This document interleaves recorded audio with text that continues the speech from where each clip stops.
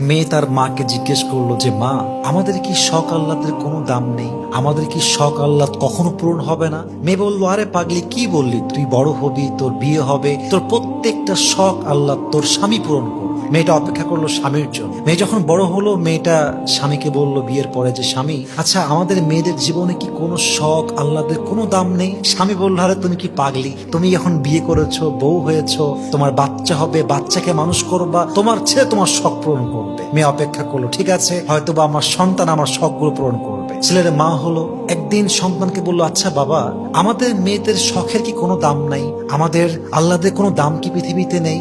সন্তান বলছে, মা তোমার কি মাথা খারাপ? তোমার বয়স হয়ে গিয়েছে, তোমার এক পা কবরে ঢুকে গিয়েছে, তুমি এখন আল্লাহ বিল্লাহ করবা, কবরের ফিকির করবা। তখন মেয়েটা বুঝতে পারলো যে আসলে পৃথিবীতে নারীদের শখ বলতে কিছু নেই। পৃথিবীটা নারীদের আহ্লাদ পূরণের জায়গা নয়। নারীদের প্রথম এবং শেষ ঘর কবর ছাড়া আর কিছুই হতে পারে না। ঠিক কিনা বলেন?